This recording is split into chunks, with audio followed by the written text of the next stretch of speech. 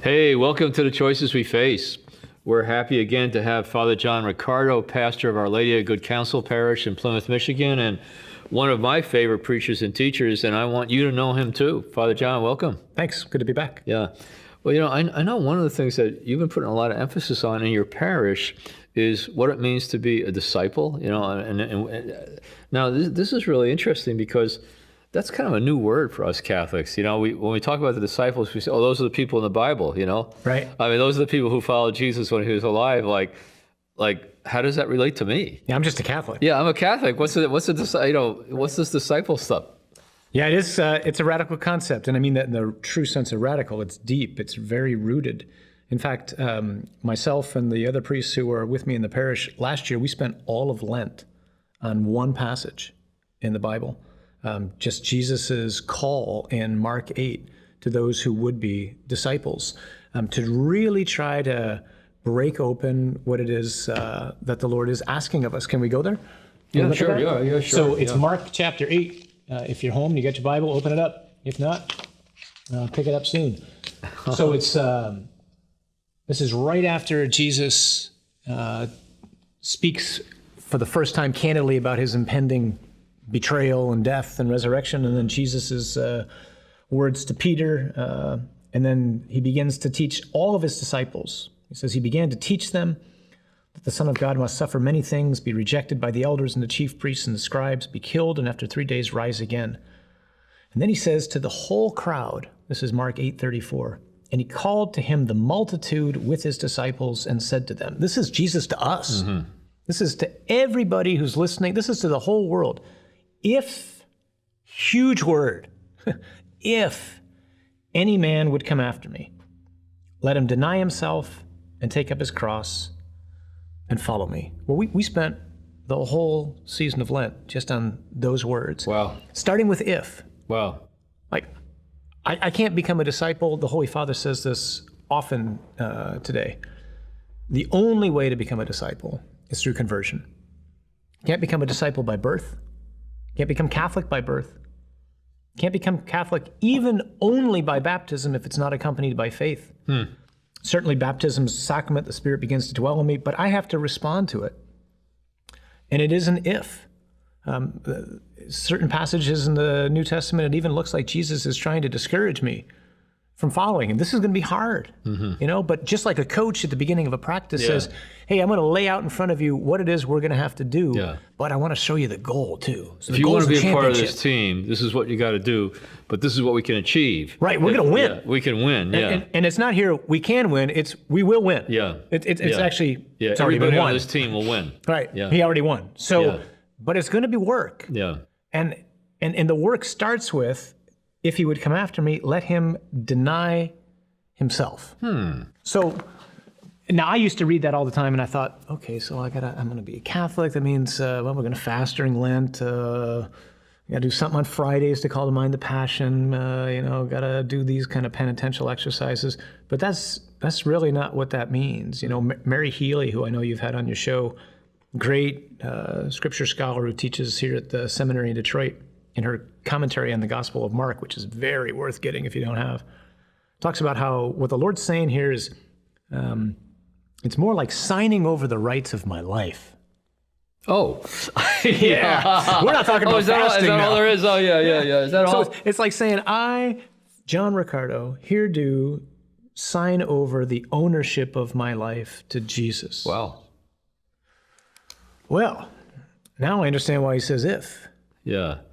Because I'm not so sure I want to do that. Yeah. What's in this for me? Yeah. Well, eternal glory, peace, joy, happiness, fulfillment. There's a lot in this for me. But this is a drastic step. This is not just, you're going to have to come to church on Sunday, every Sunday, not a few Sundays. This is, my whole life has to have a new focal point. Yeah. Like I need to really find out what Jesus wants about family life. I need to find out what Jesus wants about my job situation. I need to find out what Jesus thinks about the relationships I'm in and how to handle them. And yeah. Now, what happened when you started teaching about this in the parish? Because I'm sure that even though you've got a great parish, there's probably a lot of people there that this was new for. Yeah, I mean, like a lot of Catholics, I mean, we don't think like that. yeah, isn't it enough just for me to show up? Yeah. Yeah, I'm trying to do a good job, and, I'm a good guy, and I'm not killing anybody, and Right. I'm giving some money to the church, and right. I gave $50 last year, and we're here 3 out of 4 weekends. yeah. I mean, that's pretty good. Yeah, what more could you ask of us? Well, that's not quite denying myself. So, I mean, the response was, I think especially for men, the response, and I say that only because I'm a man and I understand how men think. Mm-hmm. And I'm not a woman, I don't understand how my sisters think. But guys respond really strongly to integrity. So the Lord's asking something of me, and if I tell him yes, well, then it's important for me to understand what the yes was to, and then I want to keep my word. Mm-hmm. And I want to keep my word. Mm-hmm. I get frustrated with myself, and I think guys get frustrated with themselves all the time when I know I just haven't been faithful to what I said. Mm-hmm. Whether it's loving and honoring my wife or my own commitments to my life as a priest, I want to be faithful. So here's the challenge, guys. Are you up for it? And men and women both, I think over the course of a series of weeks, as they heard this, realized, first of all, this is sober. That was the first response. Mm-hmm. This is a lot more than I often understood. Yeah. I think we all used Dietrich Bonhoeffer's great line in The Cost of Discipleship. When Jesus bids a man, come and follow me, he bids him come and die. But that's the Christian paradox. Because that's where Jesus goes. Yeah. Yeah. It's death to self. Yeah. But then he accepted the suffering of the cross for the joy that lay before him. So right. We got to follow Jesus to death in order to get to the joy. Yeah, because we're not masochists. Yeah. I'm not in this for pain. Right. I die precisely so I can have life. Yeah. So the whole Christian life is just paradoxes. Can be broken, and our true self be reborn through death. Yeah. So I think the response to that was sobered, challenged. Yeah. And then as they begin to pray and to think, to use their minds and say, okay, so what's in this for me? There was a rather fervent response. Wow. I mean, I'd get notes on my windshield, unsigned, just saying, I'm beginning to get this now. I thought, praise God. Yeah, that's incredible. Yeah. Well, that's just how it was in the Bible, wasn't it? The disciples were beginning to get it. Right. They didn't really, when Jesus started preaching and teaching about this, they were probably just like the people in your pews. I mean, like, really, Lord? I mean, death, Right. and what are we going to get out of this? And no, you're not supposed to die, no, we're going to take over the city. We're going to be rulers, we're going to kick out the Romans, Right. Yeah. This is another hard saying. Yeah. People balk about different teachings of the church. This is the one I'm balking on. Yeah. If we're gonna go to things I want to be a cafeteria Catholic about, Yeah. I'm going right here. Pick up my cross. We're starting right there. Yeah. I don't want to die. I don't want to suffer. I Yeah. don't like pain. Yeah. But again, we don't do this for the sake of the pain. We do this because I want to be united to the Lord. Yeah. Confident that being united to Him, I'm going to come to experience true joy, the fullness of life, the happiness that God has created me for. Yeah. So this is a challenge to me. I have to learn to think entirely new. Yeah. Now, it sounds like some people in your parish, as they heard this, were approaching closer to saying, "Yeah, I do want this. I do want to give my life fully to the Lord. It's not an if for me right now. I want to do it." How do you help them do it? What kind of steps can they take practically to? They're helping each other. So quick story. So parish mission, we begin our parish missions with little testimonies from people. So our lights are low. We're in the church, maybe 1,000 people in the church. And we just have people share something about what the Lord's doing in their life. So a woman shares sometime in the past about how a dear family member had passed away. She didn't really have much faith, this woman who's sharing. Got her to really think about the life. What am I doing with my life? What's death? How do I make sense out of all this? Came into RCIA. Comes to RCIA. Her and her husband go through a radical conversion. Mm-hmm. They had been contracepting. They stopped. She's telling all this in the parish mission. Mm-hmm. Says this is a young couple in their 40s. They're living in a dream house. They sold the house. They wanted to simplify. So they share all that God has done in their life. Several months later, another friend of mine starts to say, we're going to sell our house. We're going to downsize. We're really inspired. We're going to do this too. So he calls a realtor, unknowing that the person that he called was the husband of the woman who gave the testimony at church. So he says, we're looking to get out of our house. We want to get a smaller house in this particular neighborhood.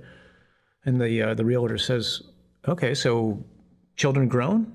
He says, no, actually, we have about 8 kids, and half of them are adopted. Really? This is not a downsize home? Yeah, I know. Huh. Well, can I ask why you're doing this? Well, you're going to think it's kind of crazy.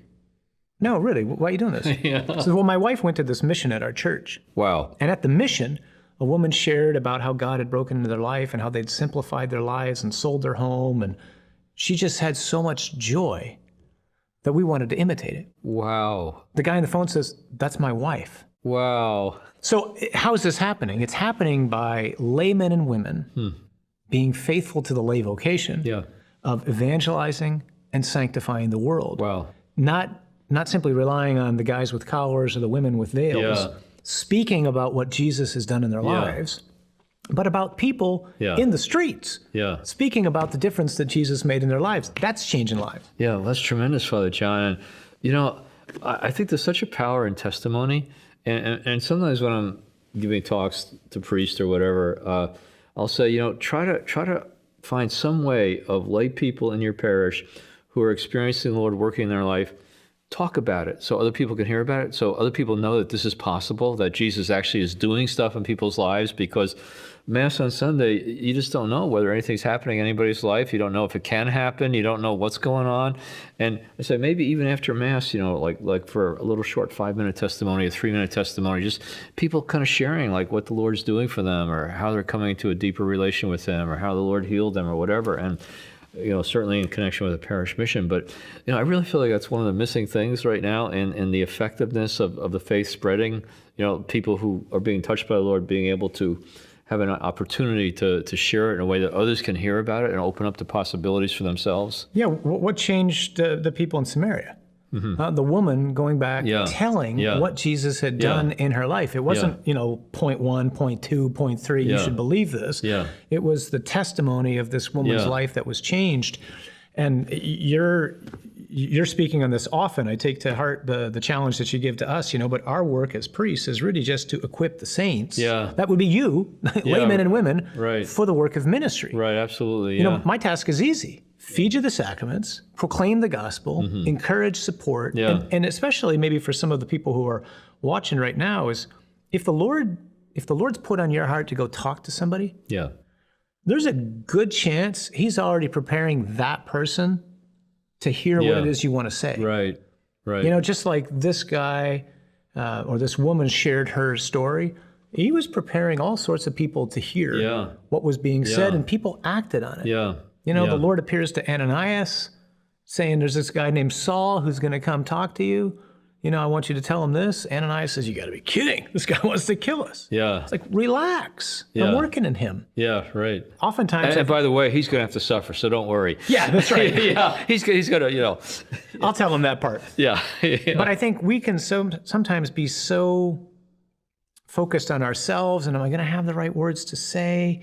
But this is the new evangelization. Yeah. This is a huge part of it, is people having the courage to act on the promptings of the Holy Spirit, to share with their peers what God has done in their life. Yeah. That's what's changing lives. I started doing something new in my classes at the seminary last year.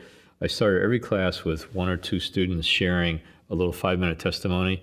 And I said, I want you to kind of think about your own relationship with the Lord and find a way of talking about it so that unbelievers and people who are non-practicing Catholics could relate to it. So be careful about using Catholic language. When you say, I went to adoration, the person you're speaking to may not know what you're talking about. So find a way of talking about your relationship with God in a way that other people can understand. With the seminarians, they're used to telling their vocation stories, how they became a priest. They said, go back to another level, your relationship with God, and find out how to talk about your relationship with God to somebody who doesn't believe, or somebody who doesn't have the first idea about what a priest is or what the Catholic Church is. And it's been tremendous. It's been really inspiring for the class, and it's been really valuable because a lot of people have never done that before, have never really, a lot of really committed people have never become comfortable in talking about their relationship with the Lord, and that testimony thing I just think is so Well, that important. is the hard or a significant part of discipleship. Huh? If I have a great friend who transforms my life, you can bank on the fact I'm going to tell you about him and what he's done for me. When you fall in love with somebody, you don't stay private about it. You know, someone says, "Hey, you look really happy." Thanks. You tell them why. Right. So right. that's a key part here. This is an interesting line in Novo Millennio Uniente. John Paul II says, Catholics who have come into a genuine encounter with Christ cannot keep him for themselves, which raises the embarrassing question about why Catholics are noted the world over for keeping Jesus to themselves. Right. Have I really come into an encounter? Yeah. They obviously there's a need for renewal there for the new evangelization or re-evangelization, which is what you're doing in your preaching and teaching.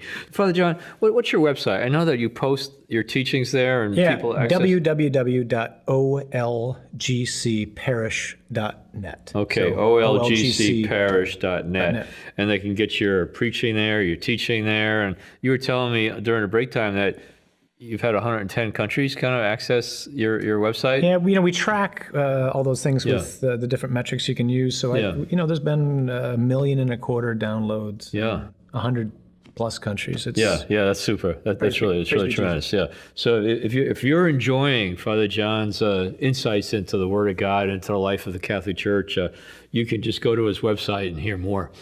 Father John, you mentioned Ephesians 4, where it says that the leadership gifts in the church are intended not to do the whole work of the church, but to mainly do the work of equipping the saints for the work of ministry. And of course, the saints was what the New Testament called baptized Christians, and us saints aren't used to being called that. And of course, it doesn't mean that we're canonized saints, but it means that we've been made holy because we belong to Jesus Christ, and we're Christians under construction. But there's a holiness there because we belong to God. We belong to Christ.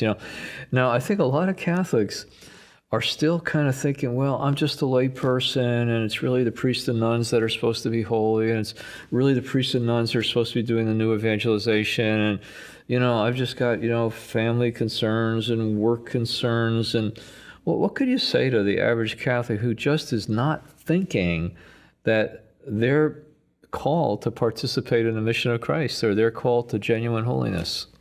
So I'll tell you what I'm thinking. It'll sound off the wall. I'm thinking Korea. And the reason I'm thinking Korea is because the Korean church is absolutely unique in all of Christendom because its founding was lay. They had no priests. They had no priests. Even for I just was struck by reading the story of some of the Korean martyrs recently, and I was just so inspired and uplifted by the lives of these people who went in search of the gospel, brought it back, and now look what the land just flourished with Christianity for. Continues to today, maybe not percentage-wise, but with fervor. No, even percentage-wise, it's remarkable in Korea. I think it's something like a third of the population now has become Christian, which is remarkable. Over a very short period of time, a couple hundred years. Yeah, it's really. So Korea is kind of the classic study. I mean, so there was the founding of the gospel without any lay people. But most parishes, I think, tend to work backwards. It all starts with me, with the priest. Yeah. But even priests think that way too. They think it's all up to me. I've got to do everything. They don't have that vision of awakening lay people to who they are in Christ. So the most helpful thing for a priest is when people know what their gifts are, and then they come forward. So you come to me and say, Father, you know what? I really think the Lord is asking me to do X.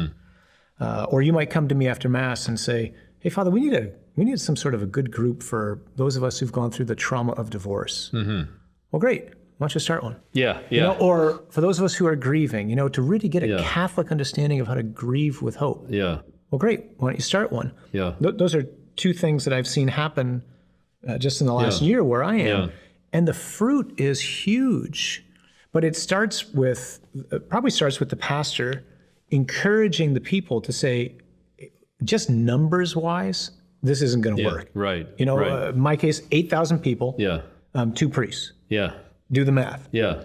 So, but if it's 8,000 people, all involved, all helping, all attentive to the voice of the Spirit, all eager to serve and to reach out and to transform the culture in which we're living, well, now it's easy. Yeah.